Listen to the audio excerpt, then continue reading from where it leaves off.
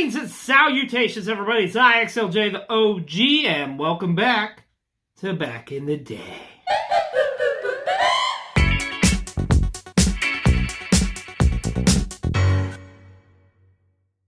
After a week's hiatus here, it's so great to be back with you here on World Championship Wreckage's YouTube channel and here on another episode of Back in the Day, where we take a look back at the history of World Championship Wrestling and talk about some of the greatest matches, rivalries, merchandise, magazines, etc., and so much more. But first and foremost, let's get right into it with our top story of the week. And we're going to go all the way back to June the 10th of 1996. And we're talking about that Nitro where the medium-sized man had the big man join him. We're talking about Kevin Nash's WCW debut in 1996. Now, of course, this wouldn't be Kevin Nash's first go-around in World Championship Wrestling, as we all remember some of his more iconic gimmicks, such as Oz, as well as Vinny Vegas. But, nonetheless, at this point, completely different version of Kevin Nash. We knew this Kevin Nash, of course, as Big Daddy Cool Diesel. Sorry, I had to get that in there. And of course, this is just playing into that storyline of like, oh my gosh, the WWF is invading World Championship Wrestling and ready to go to war with them. Of course, as we all would know, this would be the formation and the beginnings of the New World Order. But at the time, man, you had no idea what was going on. And me, as like a 10-year-old kid, I was thinking like, holy crap, the WWF is invading WCW. I mean, shoot, I thought maybe the next Nitro, Bret Hart or Shawn Michaels or somebody would show up. I just never forget when Kevin Nash showed up and just the look on Eric Bischoff's face, like, oh my gosh, and like he sold it perfectly too. And then just Kevin Nash, man, just saying like, hey, this is where the big boys pay. We're the big boys, so we're here to go to war with the WCW. Once again, this is another one of those pivotal moments in the history of World Championship Wrestling and all of professional wrestling, as this is another huge monumental stepping stone in the beginning of what would be arguably considered one of the most prolific factions in all of professional wrestling, the NWO. And of course, that's why it makes it our moment of the week here on Back in the Day. Now, we always like to highlight a match here on Back in the Day, and for this week, I'd like to choose one of my personal favorite, and I think this match is really a hidden gem type of matchup. Not a whole lot of people really talk about this matchup, but don't sleep on it, because it's a tremendous matchup. And I'm talking about the matchup for the World Heavyweight Championship, or the NWA Heavyweight Championship, whatever you want to call it, between champion at the time Barry Windham and challenger Arn Anderson from Slamboree of 1993. Now, what was interesting about this matchup is the fact that obviously Arn and Barry had a well-established relationship, being as they were both former Four Horsemen members. And uniquely enough, this would be Arn Anderson's first real shot at the World Heavyweight Championship. As long of an illustrious career he had at this point, he never really got his fair shake or shot at the World Championship, but this was going to be his first go-about.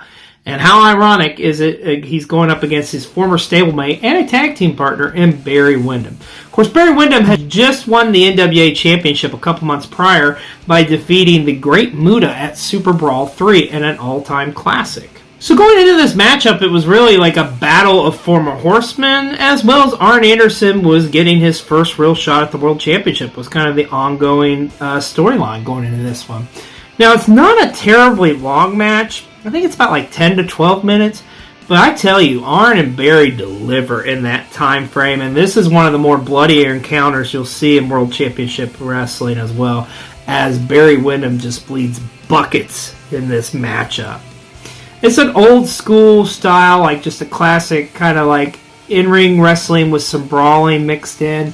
It's a really fun matchup. And it's this week's match of the week is Barry Windham versus Arn Anderson from WCW Slamboree 1993. Now, here on Back in the Day, we always like to take a look back at some of the great rivalries throughout the years of World Championship Wrestling, and there's been so many throughout the years.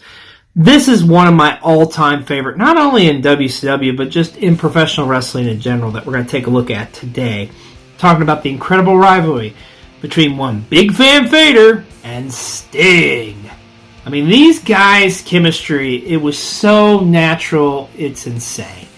And like I said on World Championship Wreckage's podcast where they did about Vader, which I was a guest on, and it's available now on this channel for a replay. Just saying.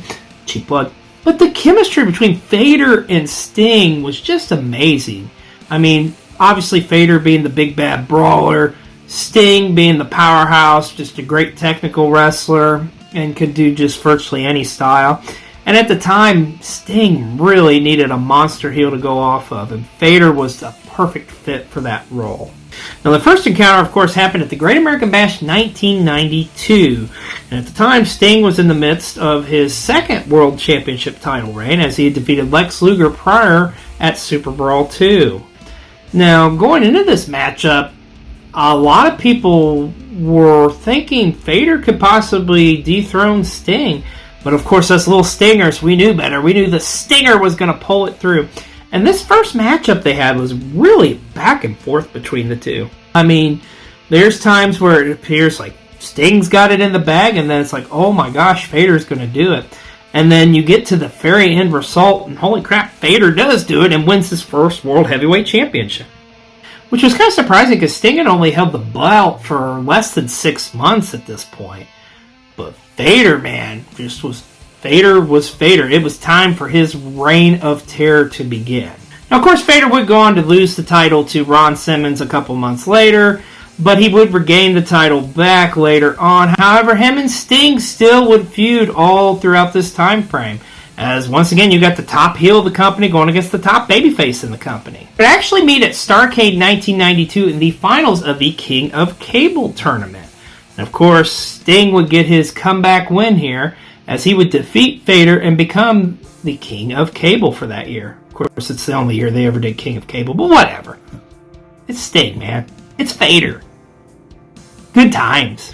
Now, they would work on again, off again with each other throughout the remainder of 1992 into 1993. But going into Super Brawl 3 of 1993 was really going to be their big kind of blow-off match. And this matchup, let me tell you, it is as physical as it gets between any two wrestlers, let alone these two. I'm talking, of course, about the White Castle of Fear leather strap match. Now, please disregard the vignettes and the build-up for this matchup because it's pretty silly. But then if you like a good laugh, you should definitely check them out. But the match itself, it delivered. I mean, the brutality of this, just with the slapping of the strap, I mean, you could see, like, the blood vessels bursting on both of these guys' chests from just them beating the holy hell out of each other.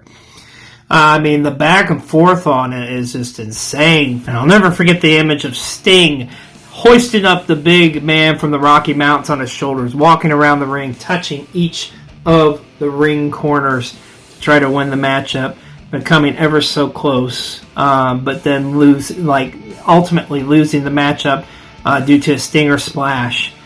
But man, this match is so damn physical.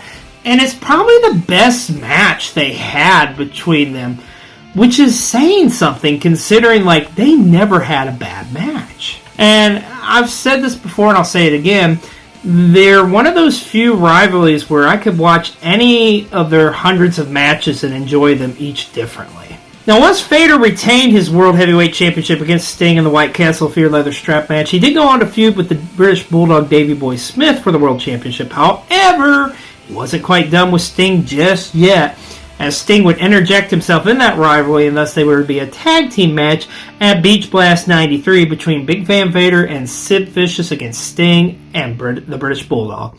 And once again, Sting and Vader would just kind of on again, off again, just have matches. I mean, there really wasn't any story that needed to be told at this point. You just knew that it was just a natural rivalry.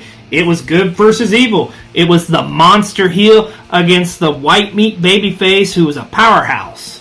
One of my more favorite of their matches actually occurred by accident, really, at Slamboree 1994. See, originally Vader was supposed to go up against Ravishing Rick Rude. However, Rick Rude was injured at the time and had to be replaced by somebody, so it ended up being Sting. This would be for the International Heavyweight Championship. Now, originally they were going to reward the International Championship to Sting because Rick Rude had defeated Sting in Japan in what would unfortunately be Ravishing Rick Rude's last match. However, the title would be up for grabs at Slamboree 94, and this is just a great in-ring physical matchup, too. I mean, it's not nearly as brutal as some of their matches, but just, once again, the chemistry between Sting and Vader was there. It's always there, and it never went away. And this, to me, is another kind of hidden gem type of matchup. Now, on TV, the last real kind of encounter Sting and Vader would have in WCW would occur at the Fall Brawl 1994 event, where both of them would be in a triangle match along with the Guardian Angel for number one contendership for the WCW World Heavyweight Championship. And, of course, Vader would go on to win this matchup. But I'm telling you, these guys met hundreds of times, not only like on television, house shows. The chemistry was just there. There's very few like competitors, like I said before, that I could really watch like 100 of their different matches and enjoy them. And Sting and Vader is one of those rivalries. It's probably my favorite rivalry for my favorite era in World Championship Wrestling is this one with Sting and Big Van Vader.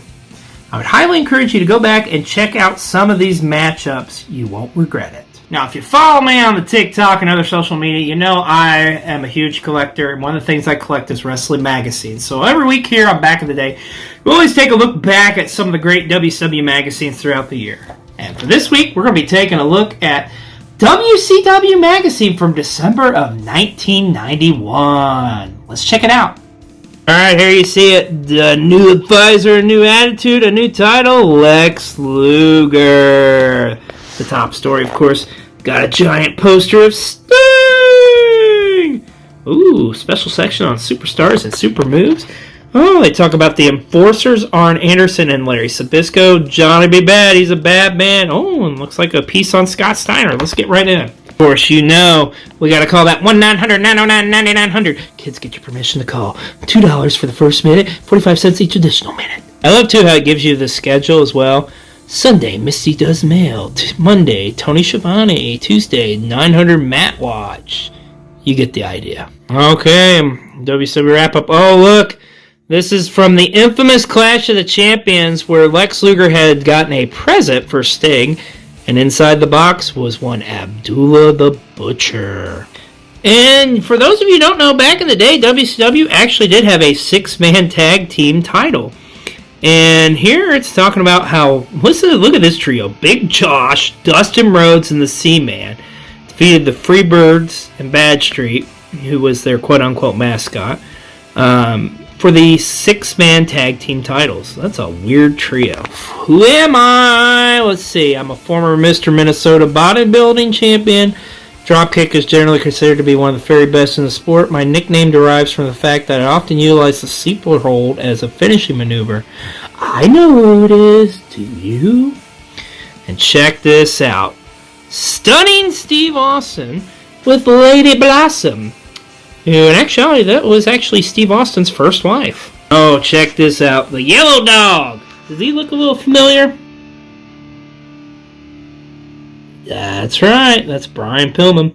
There's like a storyline where Brian couldn't wrestle, so thus he got a new identity as the Yellow Dog. But in a follow-up, look, there's photographic proof. It's not flying, Brian. Hear me out with the All-American himself, Ron Simmons. Oh, baby, yo.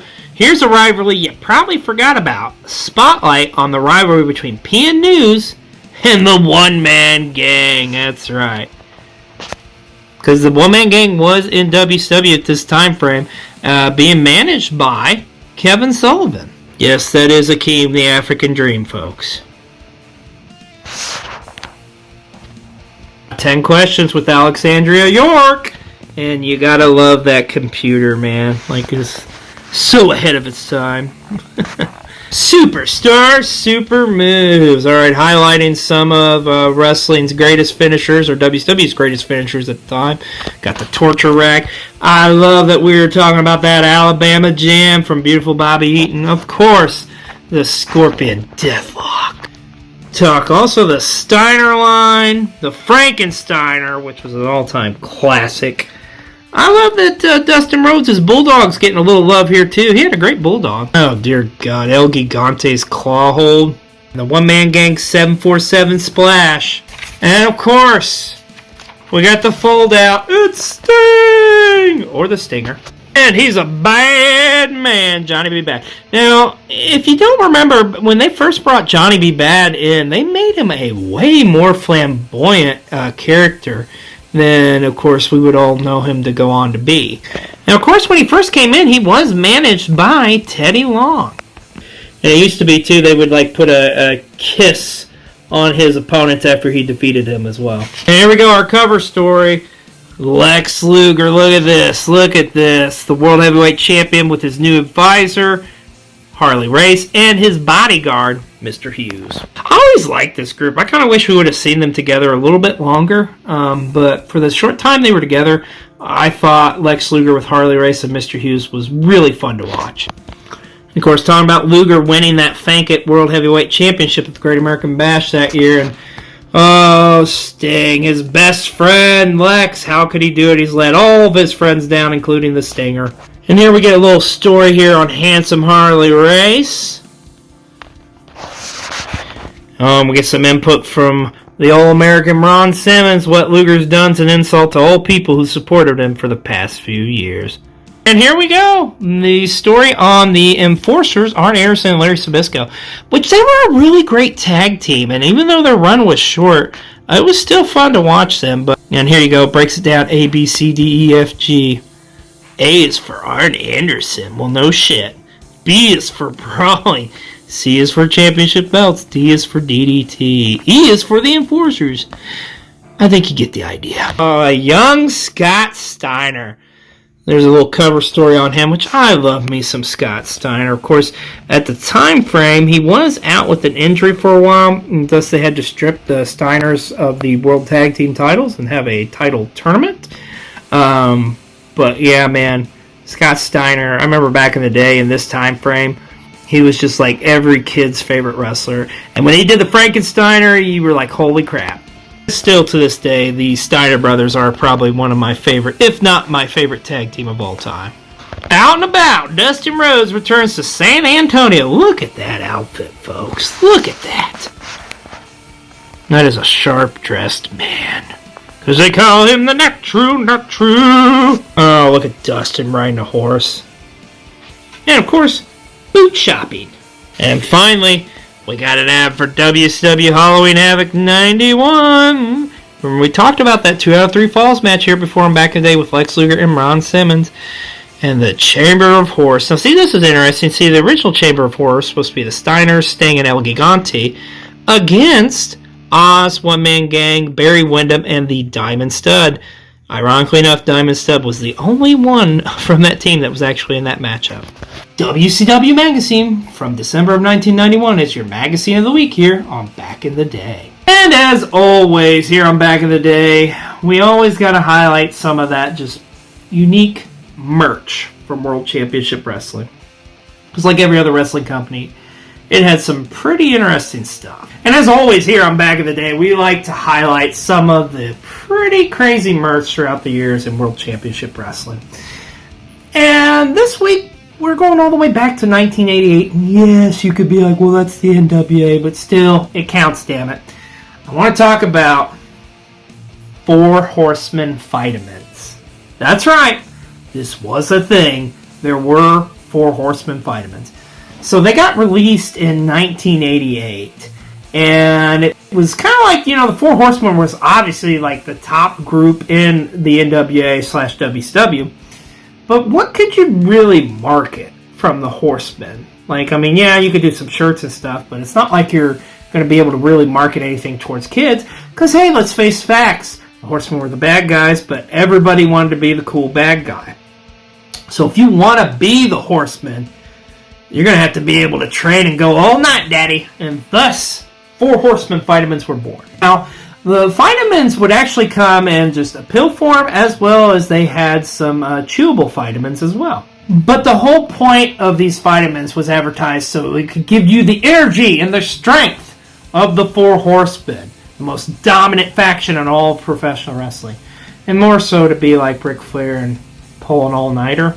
Woo! But it was like these vitamins were talked up to be like the secret to the Four Horsemen's success is because of the vitamins. After a few months, they obviously discontinued these because, well, let's call a spade a spade. Nobody really gave a crap about Four Horsemen vitamins. They were short-lived, but hey, they've made a comeback since then, folks. It's called Blue Chews. Just throwing that out there. Four Horsemen vitamins. It's your merch of the week here on Back in the Day. Alright, we've come to the end of another episode here of Back in the Day on World Championship Wreckage's YouTube channel. And hey, if you're not doing so, go ahead and hit that like and subscribe button because I have some amazing content here on World Championship Wreckage. And hey, if you like this content, then you head on over to Cole TV, our YouTube channel where we have all sorts of amazing wrestling content. We've got weekly shows there on wrestling, such as Pro Wrestling 60, as well as Learning the Ropes. And we've got some other shows, too, that are non-wrestling related, such as The Hunt, I'm Your Huckleberry, Chubb Life, and so much more. Just a little bit of everything over on Cole TV. Well, once again, that is going to do it for this episode of Back in the Day. And I can't reiterate enough, if you're not liking and subscribing, do so now. It's just a simple click of the button. You won't regret it. I guarantee it. I must bid you adieu, and we'll see you next week here on a brand new episode of Back in the Day.